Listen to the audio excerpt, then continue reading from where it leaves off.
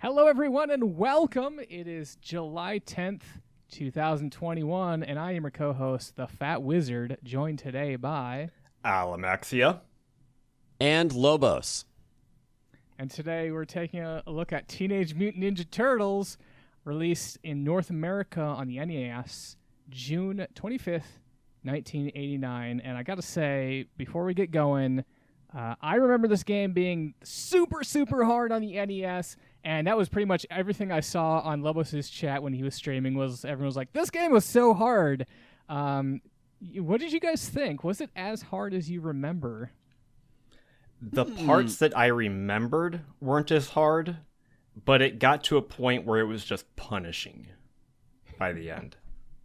Yeah, I think games have kind of taken a turn towards difficulty again. So some of it was like, okay, this might have felt harder, at the midway point when games were kind of easier and handholdy more, which they are still sometimes. But some parts that I remembered were, not so bad, but then it just had these parts that just didn't really make sense gameplay-wise, and those were the most frustrating parts. Yeah.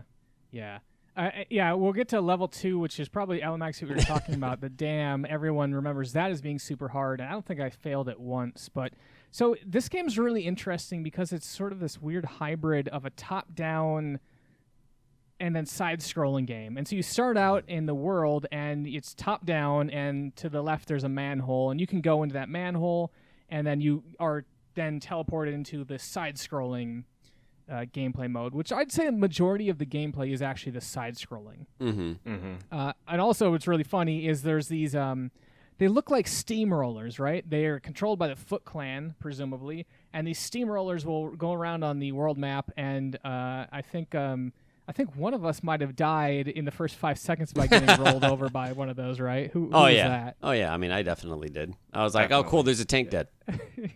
Yeah, it'll just roll over your poor little turtle. Yeah, and anytime you die, it says that your turtle has been captured. Right. And, they are not dead. They actually are captured. You can get them back later. Did anyone else find where you can get them, or that you could get them back? I think I found 2 spots that I retrieved them, and then most of the other times when I lost them, like I was at this point where I was just going to game over anyways, so I just game over to reset or whatever. Yeah, for me, I just I liberally applied the use of save states because I remembered this game from my childhood, and I have played way too many hours of at least the first 3 levels of this for me to struggle through that again. I got really good at the first 3 levels. I actually, kind of the same way, I never beaten as a child, probably past level 3. And so I was very determined. I'm like, I'm going to beat it legit, and I did. It took a while, but I felt really accomplished there. So let's kind of walk you through a little bit how this game works. So you are the Ninja Turtles, and each one of the Ninja Turtles has its own health bar. And I think it's like you have 10 health, call it, and each enemy or each type of attack will take out a different amount of health. So sometimes you'll get like only half a health taken away, sometimes a full health, and I think at the end Shredder can take up to like 3 or 4. Wow. And what's cool is you can tag them in and out at any time during the level to sort of like either pick up health for that character or use it to continue playing out a level in which you might have died if you kept going with one turtle. So often what you would have is, what I'm doing right now is I've got Donatello. He is the fan favorite. He does the most damage. And you want to preserve him for the real fights, right? So what you'll do is you'll switch to one of the weaker turtles like Michelangelo or Raphael and let them just soak up a bunch of damage, and then when you get to the boss or whatever, you switch off to Donatello. Now I think you need to specify here, fan favorite as far as the game goes, gameplay-wise, because because they are not on the same playing field. Well, I will say, Saturday Morning Gaming Show Twitter did run a poll, and Donatello was selected as the favorite. Now, people might have read into it as saying that the favorite was due to this game, right? For the game. Yeah, for the game, but that wasn't specified there. So I'm going to say I personally like Donatello because he was the technology guy, and I was always kind of the technology guy. So yeah, I'm there with you. Oh, I was always a Leonardo cool. guy. Leo's cool. He's like he's like the front man, like pulling everybody together, and he's got a sword, and I've always loved swords, so there you go. And then of course Raphael's got the sai, and then Michelangelo has the nunchucks. The pizza. Oh, the nunchucks. Oh, the pizza. Yeah. So this is one of these games that, because it's on the NES, well, not because it's on the NES, but it's one of those where you can actually beat the game fairly quick pace without really trying to speed run. I think my time to complete the game was about 40 minutes once I got good. And so that is going to allow us to almost show the entire game and, in fact, multiple scenarios there. So a lot of times when I edit the footage, it's very much like, oh, we got to cram 20 hours of a playthrough into 1 hour. But here I'm actually kind of artificially lengthening there. So we're going to get to see some different strategies, some different routes there to go. So what we saw is initially... I was, playing the game for the first time in like 20 years, and you kind of get to the first boss, which is it Bebop? Is that the first boss? Or is it Rocksteady? No, Rocksteady's the Rhino, so that's the second one. So yeah, Bebop. Yeah, Bebop. So he actually he makes an appearance, what would you say, 10 minutes in? If you're just leisurely looking? Yeah, if you skip like the first set of manholes just connect to each other and kind of don't really have much in there. And if you just walk over to the third manhole, isn't that where Bebop is? Yeah, I think so. Yeah. Yeah, so one thing it's only like 3 screens or something like that. Yeah, one thing with the overworld in this game, and it's persistent through all the levels, is these manholes can connect to places that you can already walk to, and sometimes they'll connect just to the adjacent door. So the actual overworld became a maze where you had to start kind of remembering what doors ended up connecting to what. Yeah. Yeah. And so for the first 5 minutes, I show basically kind of learning as I go. I fight Rocksteady, right? He's the Rhino, right? Mm-hmm.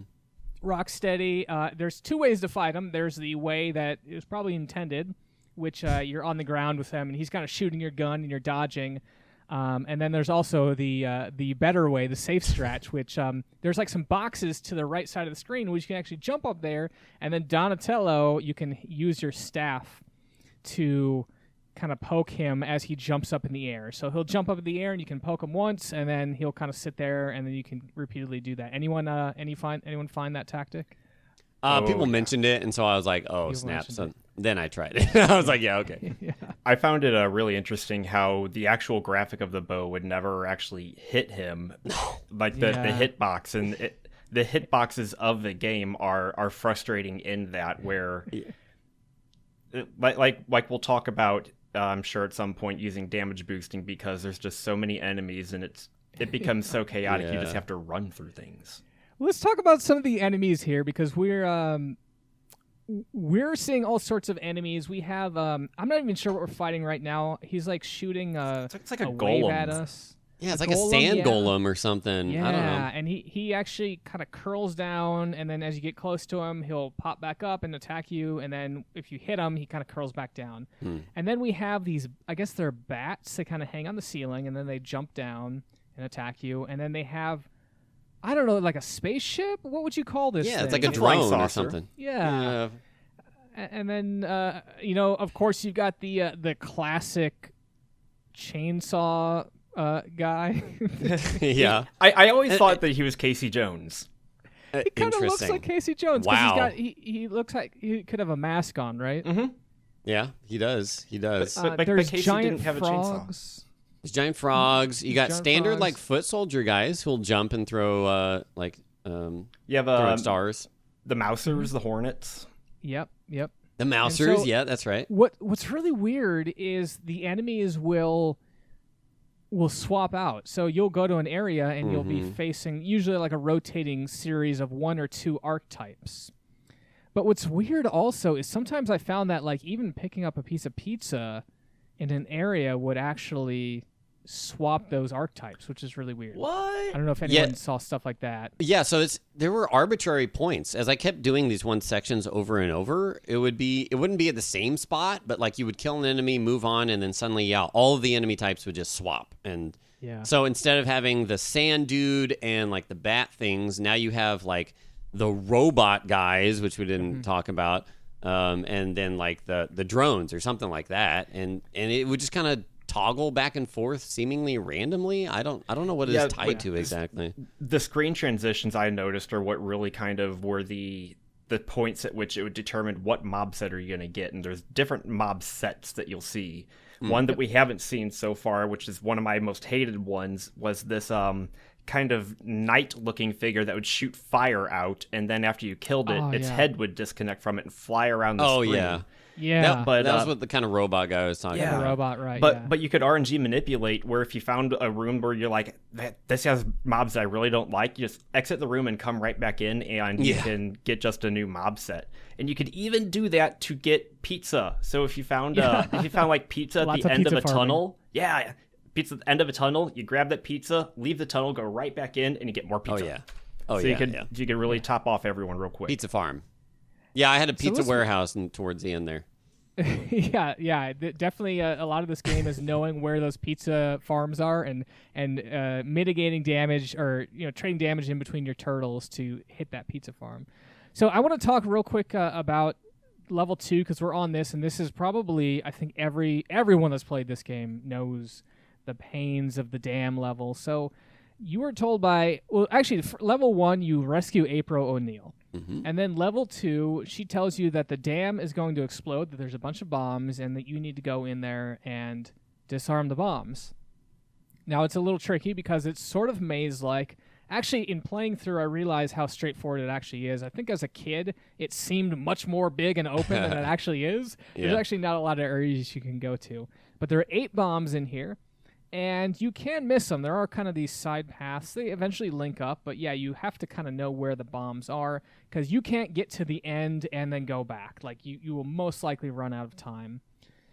There's these little laser beams that will activate, and of course, if you hit those, they'll damage you. There's this seaweed that if you touch that, you'll get damaged. And then there's this, I don't know, coral. Yeah, coral, it's like coral. Yeah. Grabby seaweed. And that will actually pull you down. And that's a one-shot, too, if I recall. Yeah. One of the rude currents will try to push you into it. Oh, yeah, the currents will the current will, I was going to say, one rude thing the game does is if your current turtle dies, even if the other 3 are at full health, it will restart you at the beginning of that area or whatever. So you need to be quick on the draw to swap if you're going to do that. But it will save the state of the bombs that have been defused, which is a nice consolation for this level. It is. Yeah. It is. After this, you get a little sequence where you come back to, I guess you go back to your master, Splinter, right? And the place is trashed, and Shredder comes on the TV, and then he's talking to the turtles directly. And I guess as a child, I never really questioned that, but I wasn't sure, when you kind of break it down and be like, all right, well, Shredder somehow got access to a television station and is waiting for the turtles to get home to speak. That was and then he broadcasts it across the whatever New York. Doesn't matter. It's the turtles, right? Yeah. And then you go on to level 3. Now I will say that we kind of blazed through the first 2 levels because they are very straightforward. Levels 3, 4, and 5, there's a lot more to them, and I thought it'd be interesting to cover that. So, who wants to walk us through what we got going on here? Because you start out with the turtle van, right? And you can shoot a little couple weapons with the turtle van, right? Mm-hmm. You got a normal gun, and then we have to pick up some missiles, right? That's what we're doing here? Yeah, you have to go into various buildings in order to find these missiles that will allow you to destroy barricades that block your way elsewhere. But you only get so many missiles, and if you go into an area and come back out, you might have. I think you had to destroy a barricade again, and you could find more missiles throughout level 3. Yeah. And I think at first blush, you look at the map. By the way, at the same area that you can swap your turtles out, there's an area map, and at first blush here, this area map looks really complicated, but there's really not a lot to it. It's mostly one straight line with a couple different divergent paths. Mm-hmm. This spot you're in here is one of the notorious rooms because I know I spent a while here. Yeah. The way that they do their gap jumps, they just have this low-hanging ceiling. anybody who's watched Angry Video Game Nerd knows yeah. because he did a whole thing on that. And this one in particular that we see right here where you try to jump over this small gap and you'll just fall straight down. But the trick to it is just to walk across. Just walk, And then, so you walk, and that's where you get your missiles. Yeah. You talked about the Angry Video Game Nerd. It's also worth mentioning another place that this game was featured, which was in the movie The Wizard. Oh, my goodness. And I think it was Christian Slater that was playing this for 30 seconds or so. Yeah. The big one I remember from that was Super Mario Brothers 3 at the end. That's the big competition. Yeah. But, man, I didn't remember Turtles was in there. Yeah, absolutely. I'm going to have to go back so and you go watch in that first building, you get yourself some missiles, you blow up a barricade, and then you go to another set of 2 buildings. Now, this is technically optional. And the reason you might want to go in here is there is a grappling hook, which you can use for this level 3 if you want, because there is an area where you can use the grappling hook to traverse some buildings, but I actually would not use those, get those at all. And I'd come here to get the special weapon called... Oh, yeah. I think it's called the Kai. It's a scroll. It's a scroll, yeah. Scroll, yeah. Yep. We didn't even talk about the fact that enemies drop special weapons. Yeah, well, once you talk about the special weapons then, Lobos. Yeah. We just picked up the Kai. It's this big wave thing that does a ton of damage. It's a huge piercing, like crescent-shaped beam that just goes through everything and deals a ton of damage. That thing was awesome. I farmed a bunch of it, and then I game overed, and at that point I was like, I'm not going to farm it all again. I'm just going to get as far as I can. But there's also single Shuriken throw. There's a triple Shuriken throw, which is, I think it's around the same damage, but it spreads out, so it's a bigger attack radius. What else was there? There's a boomerang. The boomerang. The boomerang did clutch. Yeah. It did come in clutch at some points. I really like the boomerang because with the boomerang you could give that to your other turtles too. Yes. So you could have one turtle throw out a few boomerangs, swap to the other turtle, and he'd catch them, and you'd have the boomerangs back in your inventory. Because with the boomerang, if you threw it and your turtle caught it, you got that ammo back. Yeah, that was really cool. That was really, really nice. And it would go through enemies and come back. You could use that for, if you're going down a narrow hallway, you could just like keep chucking boomerangs, and they all come back to you. Yeah. There's one other... there's a couple other items you can pick up. There's a single piece of pizza, which will give you like 2 hit points back. There's a half a pizza, which I think is like 4 or 5 hit points. And then a full pizza, which it restores all your health. And then there's one more thing that's kind of rare in the game. It looks like a Ninja Turtle with a... actually just looks like a Ninja Turtle head. Yeah, and you pick that up, and your character will do this little spinning ball thing. And they'll be invulnerable. It's basically, if you think of a star in Super Mario, it kind of makes you invulnerable, and anything that touches you will probably kill it pretty quickly. So those are all the items that I'm aware of here, and so we're continuing on here in level 3, and I think what we're trying to do here is. We're trying to rescue Splinter, right? Because we went back home and we found that Splinter was captured. And there's another building we did not go to here, which does require it requires the grappling hook. And I think April O'Neil says something occasionally when you open up, or every time you open up the menu, April O'Neil will say some sort of tip, and it kind of randomizes. And one of her tips is find a grappling hook to go over to the next building or something like that. But again, that's not really necessary. One thing I did like about the little tips that they would give you is they were always really positive. They're like, you can do this. It's like, you have my support. You need that in this game. Yeah. This section that you're entering now is probably one of the ones that I did the most. It's the whole the long water section where you have to just slowly map out. I had to anyways. I slowly mapped out where all the enemy spawns are, because if you don't and you take a jump, they'll knock you back into the water. And it doesn't kill you, but it resets the area. So you just have to do it all over again. And that's a pain. And it's kind of funny that your turtle just kind of like splashes around and you go back to the beginning. Yeah, so this is the area right before you're going to go fight the boss to free Splinter. And it's a little tricky because it does have these overhangs that Lobos mentioned earlier. But I found out that the trick to this is really there's two types of jumps. There's we'll call it power jump, where you hold down the button, and then sort of a normal jump where you just tap the button. And I found that in here, if you just use Leonardo and you just keep moving forward and you just tap the jump, it almost always correctly calculates exactly how far you need to go. And also and with so those, I use that too. With those 1-block gaps, you could treat those just like earlier in the level and just walk over them to get over like those little 2 and 3 blocks, and then get to your last block and jump. Yeah, I wound up just walking over those. For me, the pain was just the enemies. It looks like you've got different spawns here. Every time I got to the end here, I would have the sand guy, and then the kind of flying-looking manta ray things, and the sand guy. They dive bomb, right? Yeah, the dive bombers, and the sand guys will throw these. Or maybe they're fire guys. They're little fire dudes. They're fire elementals. I think they're fire.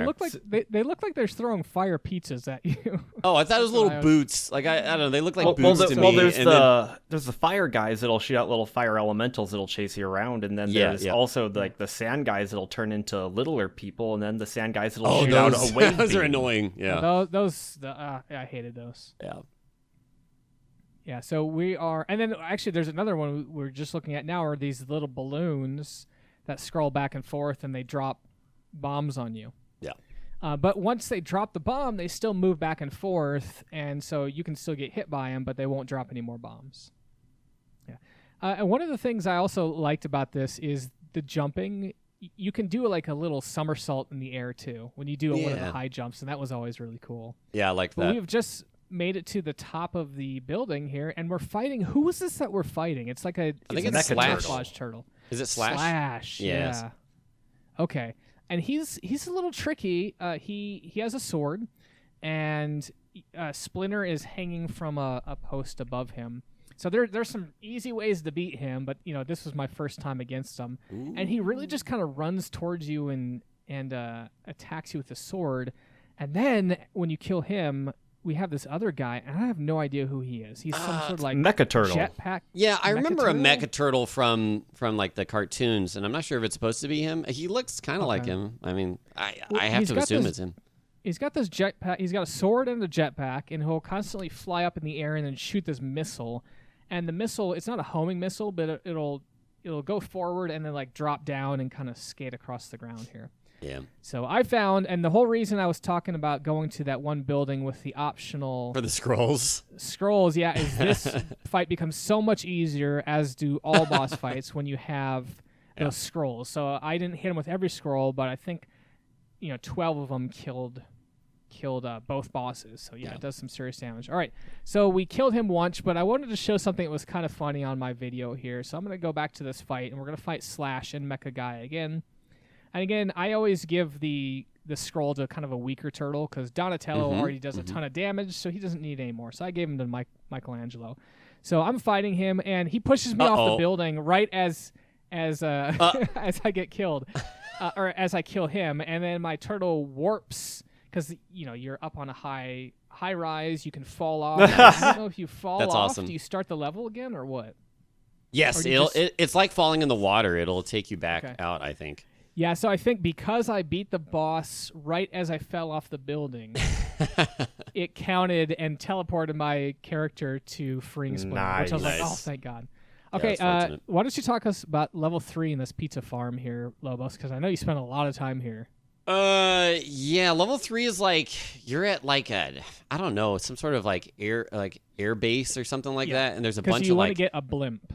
That's right. Yeah, you want to get a blimp or take down a blimp. I can't remember exactly. We're trying to get the turtle blimp. You want to get the blimp. Get the blimp. Okay, yeah.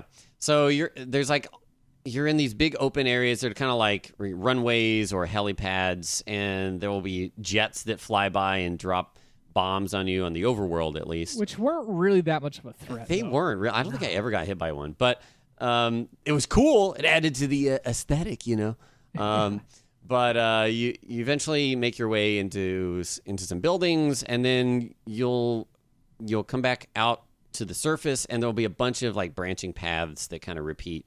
But they'll give you a number for like what area you're in, and you assume that the higher the number, the later the area. So I kind of use that as a reference to try and get as far as I could. It looks like this is 1, I think. So yeah, your pause screen will actually say your goal is Hangar 18, but again, it does loop through a different couple of hints, so you may not see that when you open up your pause screen. But yeah, what you need here is you do need some of the grappling hooks to get across the first 3 areas, the first 3 hangars. And again, if you had the grappling hooks from the previous level, you're all good to go. But if you don't have them, you can get them in this level near the start. But if you don't have those, you are not allowed to go. You can't jump it. You're basically soft locked. Well, no, not soft locked, because you can go back and get them, right? Yeah. Mm-hmm. So after you complete, well, actually, let me mention a little bit about the branching paths here, because they look like they're very complicated, but there's really only 2 paths you can go. And generally it's you go the lower, or the northern path or the southern path. And then as long as you're using the numbers to increment, you'll never go backwards. And I think that was one of the biggest things when I got here as a kid, is all of these paths seem impossible to navigate. But once you realize, just keep going to the high number, and you're going to be making progress. Yeah, I was worried when we first got in here, because I was like, oh no, I'm going to be lost in here forever.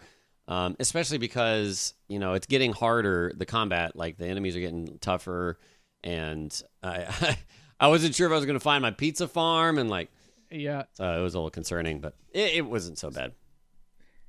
Now, while we go through these, I want to talk a little bit about some of the differences, mechanical differences of the turtles. Alamaxia, did you get a chance to see what was different in terms of turtle stats here? A little bit. The actual damage that the turtles do is wildly different.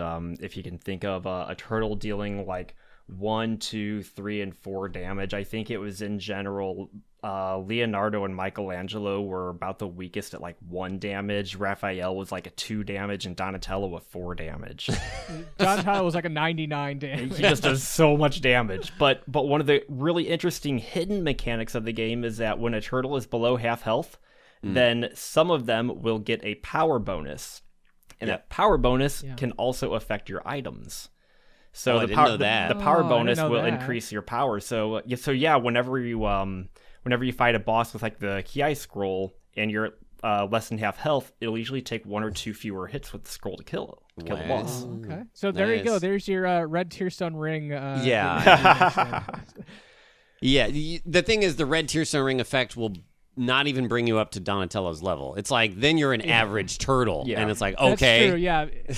And that was...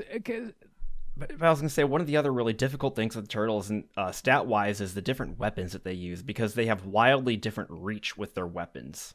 And I think I read one source that even said that your weapons dealt different damage on an upswing or a forward swing. Like with Leonardo. I'd have to go back and look at that more, but I was like, does he really do more damage on an upswing than a forward?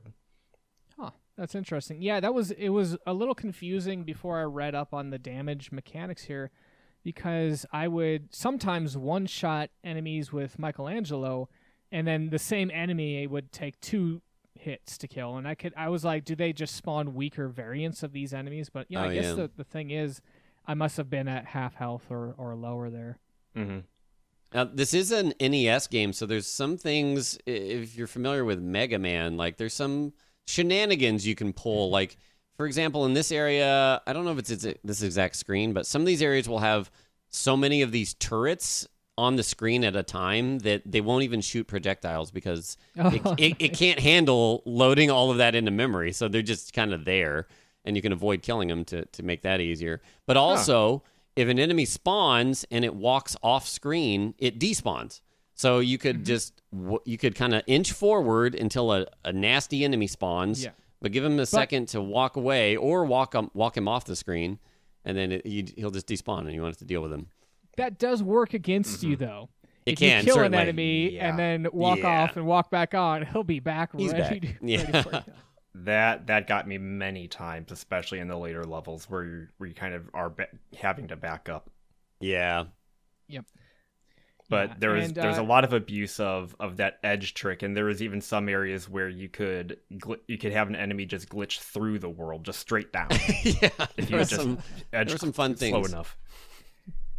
This game's got all the glorious Nintendo things, which was like text that appears on the top of the screen for no reason. It's got the animations are glitchy, things just fall flashing through the screen. constantly. Flashing constantly. It's like, I love that so much. Yeah, the bottom, like your bottom UI will just like disappear, like kind of flickery, or just scroll off the screen as too much gets on it.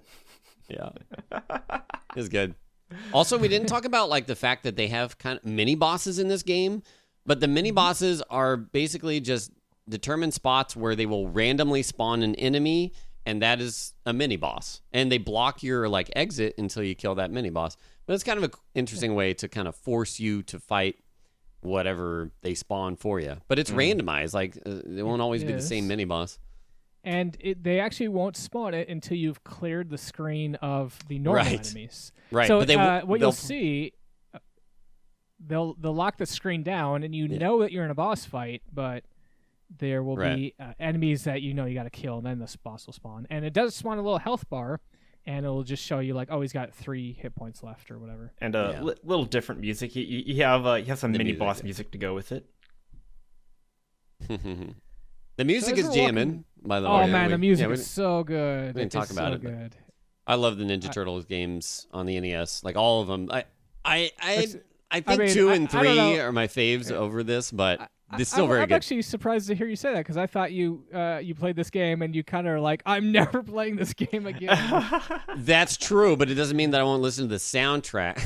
Oh, okay. For what it's worth, I legitimately enjoyed my time with this game. I thought it was a lot of fun. It was challenging, but I didn't think it was unfair.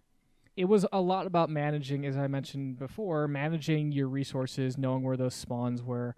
I think one of the last levels is a little maybe unfair, but I was going to say, until you get to that point, then it's like, geez. If 2 continues though is fair enough, then you can Konami code.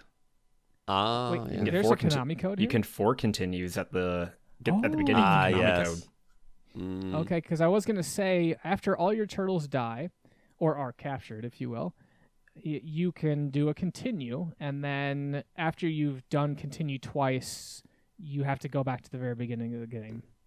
And so I think I had to go through the game 8 or 9 times to finally beat it, and by the time I got to 7, I was getting to the end level without losing any turtles, which is pretty cool. Wow. Yeah. Now, I was kind of the same way.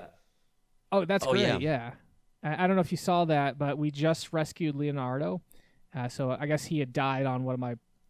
I don't know how he died, but in any case, you can go pick him up, and he's kind of tied up, and they're generally in an empty room, and you can just go pick him up, and now you got your turtle back. And then I immediately jump into a fire by accident, and this fire is nasty, right? Yeah. There always seemed to be like 1 or 2 spots maybe in an entire area that would just be tough, and this was one of those screens. Was because this fire insta-kills whatever turtle falls into it. The spikes will deal quick damage over time, but, you could still survive it, no problem. But anytime there's an insta-kill, it's just, woof. Yeah, and that's why, so when you're doing this hangar level, there's airfield level, there's 2 paths like we talked about, and really what I did was I just explored all of them to figure out where are the hardest ones. Like there's a fire that will instantly kill me, and then I tried to avoid those when making the next selection. Now, so what were you talking about here? What we were talking about earlier about sprite limits? There's a pizza here that doesn't appear until you kill some of the enemies or you like touch it, and then it will Interesting. appear. So I don't know if you had gone to this path or not. I came to that path, but only from the back way. So that pizza was automatically there, and I was like, oh, okay, cool. So I found, for me, the southern path through the manholes was the easiest. What did you guys go, the north or the south? I mean, did north and south apply to all of them? Because I thought sometimes it was like east-west. Yeah, but when you first go down them, the choice is north or south, and then I stuck to north, and northern, on the long. I always went kind of as far as I could away from wherever I came from. I see. Okay. I went for like progressing the area number like as much as possible per manhole entry. Yeah. So, but it did end up with me. I was doing the fire one every time, but I figured out my ways through that. That's why. So this is. So I'm on the southern path here, and this is the only fire part right here. And the jump is actually pretty easy. You just got to do one of those short jumps, and you can get on there. But if you do the northern path, it's a little bit trickier, and I was never able to jump through that fire successfully. Mm. Yeah, I think I all did the same paths thing will as you here, converge Wiz. on. All paths will converge on this last section, which has hangar 16 and then 17. And if you go to 16 here, there's one of these Ninja Turtles we were talking about where you could pick up the item and then turn into this little spinning ball of death. And then there is a half a pizza. And I was never able to use this successfully as a pizza farm. I always found it just a little too challenging to get to that. I don't know, Lobos or Alamaxia, if you ever used that as a pizza farm. I jumped in there and immediately left. I saw what was there, and I was like, okay, it's not worth it. Yeah, I left. Now, after that, you go to 17, which is a very easy area. It's just got some conveyor belts and some spikes and some of those lasers, but it's really kind of preparing you for what's up next, which was a lot of tears for me at least. So you're going to jump down here, and immediately there's going to be like a little slice of pizza. So you're thinking, hey, that's pretty nice, right? You found some pizza. Let's gear up for this next boss battle. Mm-hmm. And we talked earlier about how when you walk too fast over these single grid holes, you'll actually walk over it as opposed to walk under it, or I mean, you won't drop down into it, right? Yeah. And so this game knows that, and so what it's done is on both of the sides of the walls, they have these grids that are coming together to smash you, and if you touch them, you will die. This was so unforgiving. Yeah, the last section would always get me. Yeah, and they have the audacity to put an entire pizza. And I'm pretty sure you can't get this. I don't think you can get that. Yeah, I don't. It's maybe if you come from the bottom somehow, but I don't know that you can even do that. Yeah. But yeah, this is very difficult. And what you have to kind of do is you have to go to the edge and then stop moving completely. And then he'll fall straight down. But if you go to the edge and then even slightly move, he'll jump over the edge. And often, if you make one mistake on this area, you're too slow to fall down, and you'll clip the side of the walls that are coming in. All right, who wants to talk us through this fight? Because this fight's super easy, but it's always super satisfying to get here. Mecha Mouser. I only fought this guy once, and I just stood in the middle with Donatello and just stabbed up, and that took care of everything. Is that what you did, Alamaxia? I used Leonardo for this one. I found that his slash forward was able to help me kind of hit that weak point on Mouser easier, because with Mouser, as we're fighting him, he looks around, he fires those lasers, and you can time out when he's going to fire them. So I'd run to the right and jump right as he's about to fire them to jump over the laser, and then kind of use that momentum to carry myself back over. But I did find a cheese on this. Yeah. Did anyone else find the cheese? Well, I think I'm finding it right now. Yeah, you can just stand right in between. Nope, there's an easier one. Easier? If you when he is getting ready to fire his laser and he opens his mouth, pause the game and unpause. His mouth will be slightly open. He won't fire the laser, but you can still target that little orb on it for that time. Oh my gosh. How did you find that? Because I was so low on turtle health a couple of times, and I had to swap right before the laser went off, and I saw his mouth was like half open. I was like, wait a minute, is that triggering this? So I just hit pause, unpause, and sure enough. That's so good. That's pretty cool. I love this game so much. Yeah. But you saw where Fat Wiz was standing there. Like you can just pull out Donatello and just attack up, and the lasers won't hit you, and you'll kill the Mousers, and you'll hit his mouth thing. So it's so the way that the lasers work is the lasers will he's got two eyes, and he'll shoot a laser out of both of those eyes. And so if you're to the left of Mouser, he'll shoot to the left to try to hit you, and then to the right. But the thing is, if you're directly under his eyes, they don't curve at all. They both go in a straight line, equidistant from each other, and they're wider set than your turtle. Yeah, and so he'll always miss you, and then the only thing you have to deal with are the baby Mousers coming out of his mouth, which come from directly above you. Yeah. And which is also where the weak point is. So you just sit there with Donatello or Leonardo and smack them. That's a fun fight though. Once I figured that out, it's great. And then we move on to level 4. This one is an interesting level. Oh, is it level 5? Yeah. I thought it was 4. Level 3 we fought Mecha Turtle. That was level. And Slash. Yeah. You're right. Slash. Yeah, my bad. So we are trying to find the Foot Clan base right now, and this one is kind of tricky because there's 2 warehouses, and they have pizza, and actually one of the warehouses has a captured turtle. If there's a turtle that's been captured, you can get them. There's some weapons you can pick up, but it's really weird because there's these things you can climb on the wall, but you can't jump. So you'll be climbing on the side of the wall, but the only thing you can do is drop or get hit and fall, right? So you can't use the wall to climb up and then jump and then collect stuff. Right. And there were places in this area which demanded you to jump to get them. Yeah, I saw that pizza. Yeah. I don't know. I think they're traps. Maybe they might be traps, yeah. But usually what I would do is there's a warehouse in the top or the northwest, and I would ignore that one completely. Yeah.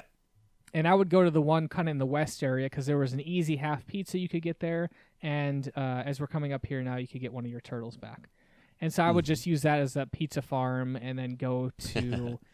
There's 3 different manholes in here. And did you guys find the trick with how to find the base there? No. Because sorry, there's not a trick. There's not a trick. Okay. It's kind of more complicated than just going to the same manhole every time, right? Because I found it the first time, and I was like, oh, cool, I found where the Foot Clan base, the Technodrome is. I'll just, I lost my turtles, I'm gaming over, and then we'll go back. And then we go back, and then it's not the same place because it's just random, I assume, unless... Yeah. Yeah. Now, I am curious because usually what I would do is I'd do a run here, 30, 40 minutes, and then I'd die, and then I'd shut off the system, and then I'd come back and try again. When I did that, every single time, it was in the same spot. So that makes sense. There's 3 different areas that it could be, and if you get to the end of the area, you'll enter what looks to be a Foot Clan door, and there'll be nothing there. But and every time with a fresh boot, it was always in the same spot. Now again, that was only a sample size of like 4, and with, 1 in 3, only 1 in 3 chance to spawn, and only 4 attempts. It's not unreasonable probability, but I'm actually kind of wondering. Yeah. If a fresh system boot always will have it in the same one due to how the random number is generated. Yeah. And that's I will believable. say the one run that I did that I just I died and I'm like, all right, let's go for round number 2. That was the first time ever that I had seen it swap into a different location. So that's funny. Speedrunners, I'm sure you already know, but try it out. Report back. If you're freshly learning to speedrun this game, try it out. Yeah, so this is an example of you get to the end of this level and you walk into a door that's got a big foot and there's nothing there. Yeah, this is where my Technodrome was.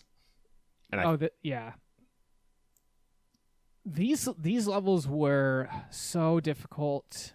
Alamaxia, do you want to walk us through some of the enemies here because some of them are really challenging? Yeah, let me pull up the list of enemies here because they're kind of hard. Well, we can start with the little guy that looks like a little Metroid, right? And all he does is he's like a little just like a little jellyfish. Yeah. Those are super easy to dodge because you get within range and then pew, they go out in the four corner directions. But there was like an armadillo man that kind of reminded me of I can't remember the name of the guy from Turtles 2, the movie. But there was there was like an armadillo or something that was mutated in that, and it kind of reminded me of him. But there is also shoots, he shoots like spikes out, right? Yeah. Or wait, this was you the mean porcupine. Toka? It was like Toka and I Razor. think that's right. Yeah, those were the two of them. Yeah, okay. I almost feel like that's were kind of what we were fighting here. That's what I always kind of thought it was. But you have like this porcupine and armadillo man, and they are just a pain in the rear because the armadillo man will turn himself into a ball, jump across the screen, stand up, fire a couple shots, and do it again. And then you have this porcupine that just fires all these little shards of porcupine quills at you that are it's just almost a bullet hell at that point. All right, so we did find the Technodrome, and we're going to be fighting this for a little bit. Lobos, do you want to walk us through how this fight works? Yeah, it's really intimidating at first. This thing's got like lightning spewing out the front. There's turrets on it shooting bullets. It's spawning enemies, and you're just kind of like, what the heck? But it turns out that it's got like different components that you can actually destroy. So you can destroy the front, and then the lightning's gone. You can destroy the turrets, and then the turrets are gone. You can destroy the enemy dispenser, and then it doesn't spawn any more enemies. And if you do that, then you're just kind of left with this not idle, it's just moving back and forth machine that's opening its eye occasionally. So you're also on this tank tread, which is a conveyor belt that'll swap left and right, making it a little challenging to hit the eye at the top. Someone said that you could destroy the tread. I don't know. Did anyone confirm that? Oh, I don't know. I didn't try that. I don't think you can. No. Okay. Yeah, I didn't notice, but I didn't necessarily try. Yeah, I wound up just coming in with some ranged powers on like my weak turtles and just throwing a bunch of them from a distance until some of the pieces were broken down, and then I went in with Donatello and finished off the rest. Yeah, as soon as I got that front electric thing down, it was pretty much over for Technodrome. Pretty easy. Yeah. There are two enemies that will spawn. One will actually shoot shurikens at you, and the other will try to punch you. But as we're seeing here, if the guy that's trying to punch you is on the ground, he will not be able to jump up or hit you, and it won't spawn. It'll only spawn one enemy at any given time. So if you just leave the enemy up there, you kind of have free reign to just take this eye out. And he's doing his best though. Like even the Shuriken guys. You what now? Even the Shuriken guys, if they were on the ground, they could throw the Shuriken, and it would look like it would hit your foot. The animation would go through your foot, but it wouldn't do damage. Kind of like how his head isn't doing damage to you right there. Oh, wow. Nice. So yeah, the Technodrome. Once you find it's a pretty cool fight. I'd say that was probably. What did I say? It's probably the most challenging fight for me in the game. Mm-hmm. Based on my available tools that I had at the time. It has the most going on with it. It does, yeah. Yeah. All right, and then we get to then I guess you go in the Technodrome himself. Yep. Itself, and April O'Neil says this is the last fight, and this is a real jerk of a level, and it immediately spawns an enemy right next to you. Like you get no time to go and have a bathroom break or get some chips or something. It's like, nope, it's on. And there's the worst enemy of the game right there. The little space guys with jetpacks. Yeah, but it's this space dude who's floating at an altitude where if he floats by you, he'll kick you in the head, and he'll shoot lasers at you.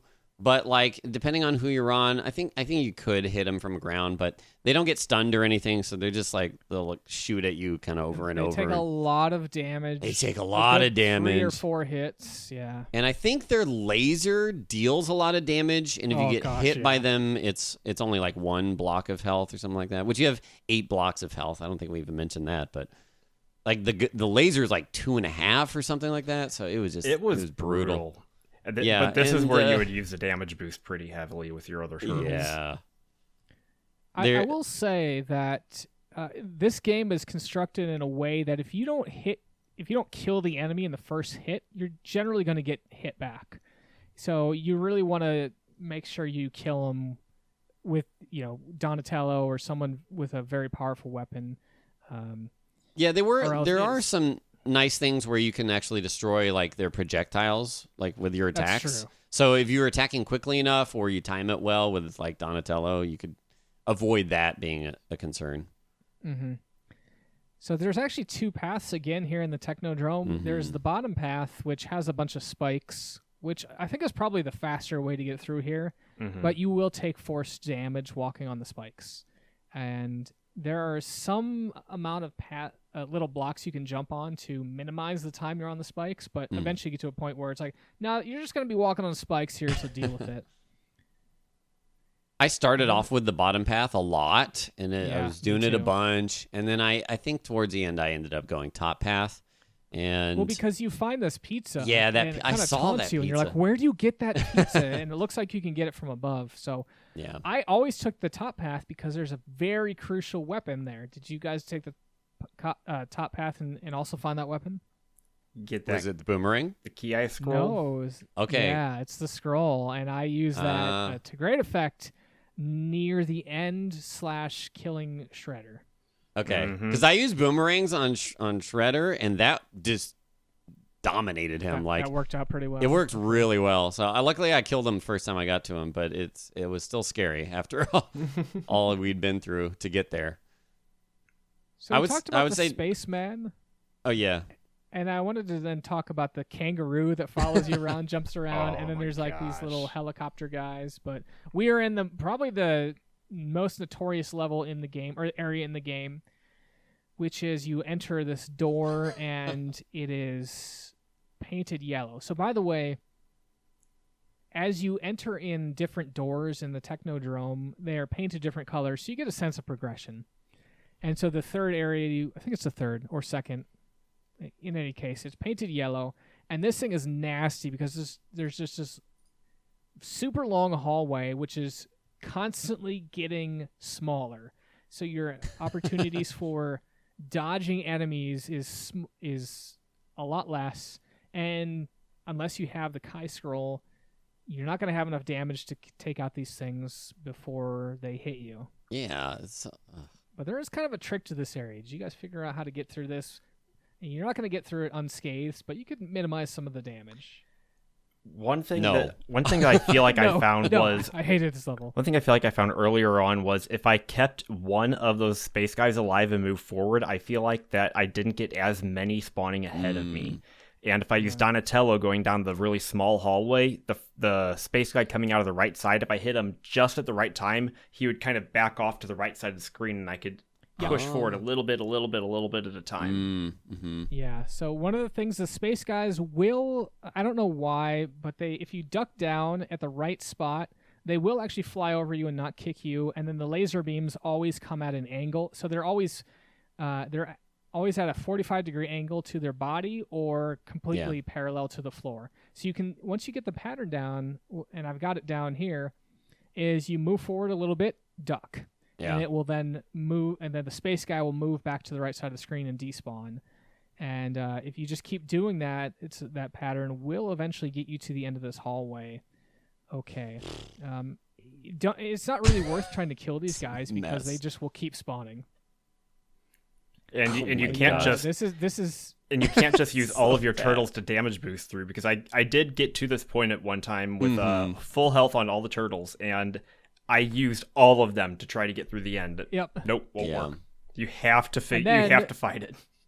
You finally get to the end of the hallway and you're like, yes, okay, thank you. Right, and then pizza. You fight a mini boss, which is the same space guy, and you're like, ah. Oh my gosh. So I will say that I did my best. I got all the way to here, I think. Maybe the random... No, yeah, I think it was here in the Technodrome without using save states. But once I saw that, I was like, I don't feel bad at all now. I'm just going to use them as much as I can. So, yeah. There's no shame in using save states on this game. It's...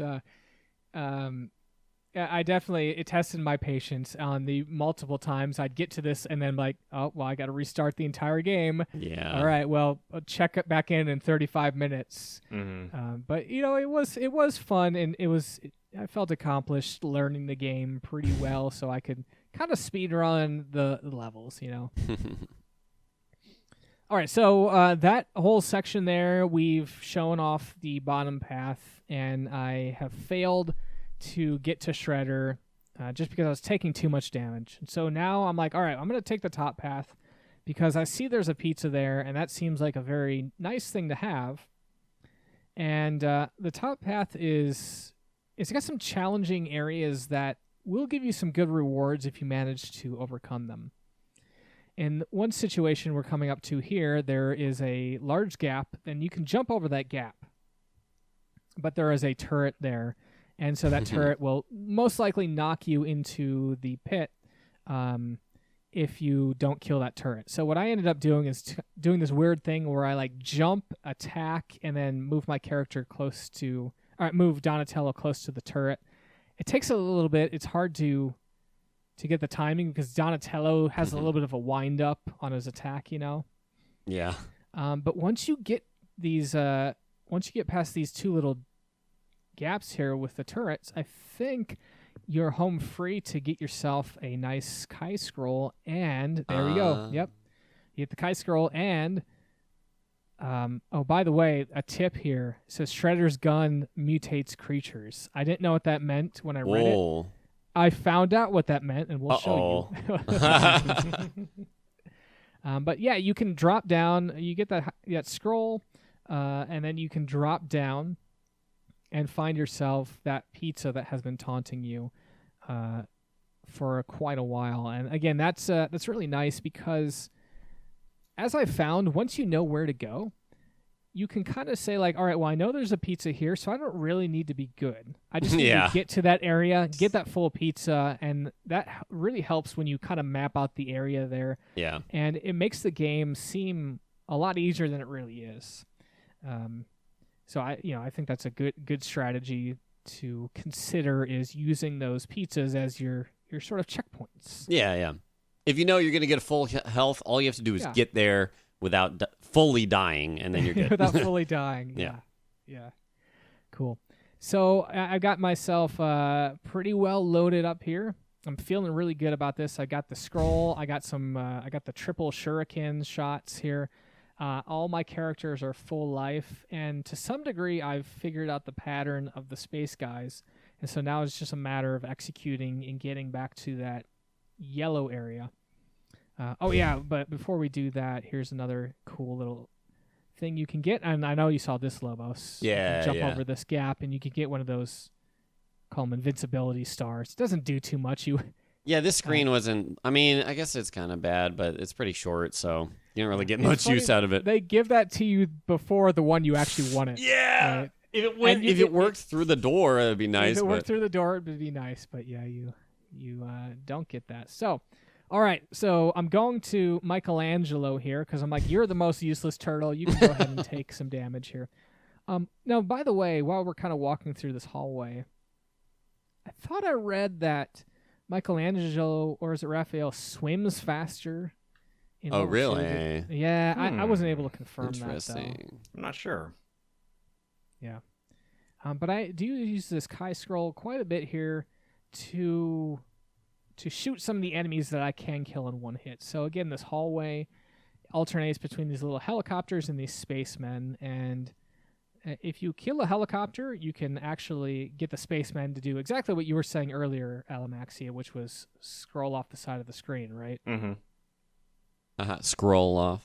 Yeah. So I'm feeling really good. I got to the end of the hallway. I have one turtle. It's almost dead. Who cares about Michelangelo? I've got 3 turtles that are feeling pretty healthy, and I know that there's another space guy coming up here. So what was your guys' strategy for killing this guy? He's pretty easy, but anything special? Don't get hit. Yeah, Donatello duck and attack up. Like, I don't know. All right, and we're going to get to Shredder and Alamaxia. Do you want to walk us through the Shredder fight? We just arrived. Oh, hold on. I think my video got a little desynced here. Okay, so No Shredder worries. fight. You pop in, and it starts out, and Shredder kind of lightning bolts down on this top platform, and you get down to the bottom, you wait for him to materialize, and it's just a brutal one-on-one fight from here if you take it toe-to-toe, because you don't want to get touched by him. Yeah, I think I got touched, and it took almost half my hit points. Oh, but I got shot, and I got turned into a baby turtle. Oh, no. That's what I meant by his gun mutates turtles. So Nice. I'm feeling quite a bit less confident now. I see if we look at I have Oh, jeez. all my turtles are basically dead. And the one thing I have going for me is that Shredder is very bad against projectiles, and so you can kind of stun lock him by just throwing stuff. And I think that's what you did, right, Lobos? Yeah, so I had boomerangs, and boomerangs will go out, and then they'll kind of hover at their max distance and then fly back. And every time he would get hit, it would like stun him, and he would occasionally get a gunshot off. But it just so happened that like most of my strategy for that level was walking forward and spamming boomerang, like you mentioned before. And so when I got to him, I did the same thing, and he barely got to do anything. And so luckily, I beat him first try, and it saved me a lot of trouble. Yeah. For him being like a final boss fight, it was pretty disappointing, considering the level that kind of led up to him. I mean, I wasn't disappointed that it was over. I was like, "Oh, he's dead! Sweet, shut off the system. We win." Exactly. And then Splinter comes back to his human form. April O'Neil says, "Good job, and let's eat some pizza."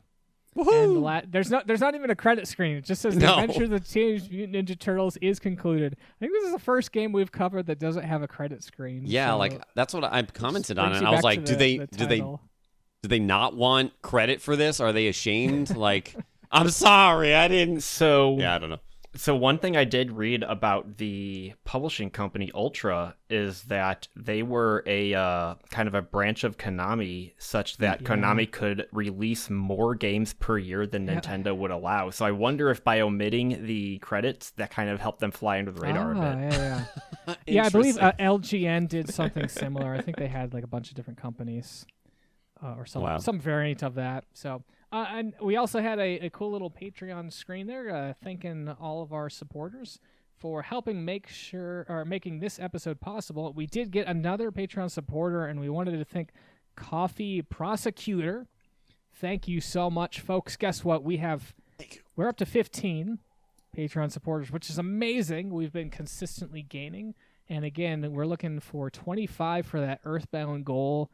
And I'm a little worried that we're gonna hit it sooner rather than later, just because that game is really long. We were gonna do a 2-hour episode on that, and now I'm starting to stare down the barrel. I'm like, oh, man, this might be something we actually need to do. Oh boy. So if you wanna make our lives miserable, no, it'll be good. It'll be fun. Yeah, you can head over to patreon.com/Saturday Morning Gaming Show. You can learn more about what we got there to offer, and again, you can subscribe, be a Patreon supporter. Any level or tier counts, even the $1 tier. So if you enjoy this episode or any of the other episodes, consider helping make our progress towards that Patreon goal of 25 Patreons. Colonel, what game are we going to play next? Well, I'm glad that you asked that, Solid Snake, because got him. We're going to be playing. Actually, before we get going, I want to say that we actually mapped out the rest of the episodes for the year. We got some really, some seriously good games coming up. Every single one is a banger. Yeah. We generally, I like to cover, more well-known games, popular games. But I looked at this list, I'm like, holy, this is these are some of the best games ever made. So we're gonna be covering Metal Gear Solid on the PS1. And I actually have never beat it. I'm a huge metal. Excuse me? What? What are you talking about? I'm so sorry. I didn't have a PlayStation growing up, so I did not. Yeah, that's fair. And it was kind of funny because my first Metal Gear I'd actually played was 3, besides the first one, right? So the first Metal Gear Solid I had played was the 3. And as I'm playing through 1, I'm like, oh, they stole that from 3. I'm like, wait, no, 3 actually stole this stuff from 1. Anyway, we'll get into that in the Metal Gear episode for August. Man. But nice. That's going to be great. I'm super looking forward to covering that with you all. Likewise. Great. So let's just real quick last-minute thoughts here on Teenage Mutant Ninja Turtles. I wanted to say, let's start with Lobos, because I know you got a lot of last-minute thoughts of this game. So why don't you tell me, what was your overall assessment of it? I thought it was great until that last screen with all the dudes. And that's when I was like, okay, all right, emulator, just save state, get me through this. I liked the swimming part. I thought there was going to be another one, or like more of that was going to be worse. The game's pretty short, but it is tough, short. And it was really fun to master. You know, I've done a lot of speed runs of games, and that's kind of how it goes, was like how you play through this game is like in a speedrunning mentality. You're like, all right, I know where there's pizza, I know how to get through this section, and I know what safe methods I can take to ensure that I get through this, just so I can get to the section that I know, like, that I need to learn now. Like, I'm on level 5, and I've already done 1 through 4, but now what's the most optimal path to take and do that? So it was a lot of fun doing that and kind of figuring out which path I did want to take. Yeah, and then Technodrome.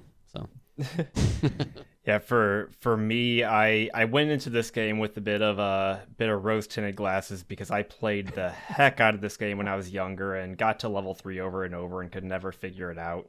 And coming back to it, I realized that I didn't think it was that great of a game. It was okay, but they deviated so far from the cartoon. Like, they started out with your 2 biggest name, I guess, little side villains of the cartoon, Bebop and Rocksteady. They give you them in level 1, and then like levels 2 through the rest are, who are these things that I'm fighting? Hey, they had Slash. They did. They had Technodrome, but Technodrome. But where did the UFO come into play, and where did these weird little fire elementals and some of those? I don't know. So I feel like they could have done a better job with the enemies, and the platforming was rough. It was bad. It was rough. It was pretty but as a game, just beginning to end, it was a playthrough that I'm going to remember, and I'm not sure if I'm going to go down that path again. Yeah, is it a good game? No. Is it a classic? I would say 100%, because every single person I saw come into Lobos' channel was like, I played this game so much as a kid. I never beat level 3. Everyone has these fond memories, and I think that's what makes a game classic and fun to cover. It's not necessarily like coming back and be like, wow, this game is Contra level good or Zelda level good, but like, wow, I have so many memories playing this, and as I went and re-experienced it, I realized it wasn't as hard as I remember. It did require patience and learning, but yeah, I really enjoyed my time with it. I'm super glad that I got to learn it and beat it. Yeah. So will I play it again? Probably not. Maybe one of these days, but they should make Teenage Mutant Ninja Turtles 2. Yes. All right, folks. They have they have those. 2 and 3. Well, I'm talking about the one of these, right? Oh. No, don't do that. There's actually, I think you could make an argument this game is reminiscent of Zelda 2. Yes, I was going to say that at the beginning. Yeah. Well, sadly, folks, we have reached the end credits of this episode, and really wanted to thank everyone for listening to us on the podcast or watching us on YouTube. And we do release monthly, so be sure to follow and subscribe to us on iTunes, Google, whatever your platform of choice is, or just check us out at SaturdayMorningGamingShow.com. And if you have feedback, we'd love to hear from you. Shoot us an email at SaturdayMorningGamingShow@gmail.com or use the contact form on SaturdayMorningGamingShow.com. Yeah, and if you're listening to us on a platform that allows you to rate us, please do so. We'd love to see your feedback there so other people can know how much you enjoy the show. And then, of course, we got a special shout-out to Technoax for much of the music on this episode. For Saturday Morning Gaming, I'm Alamaxia. And I'm Lobos. And I'm the Fat Wizard. We'll see you in August with Metal Gear. Metal Gear. On the PlayStation.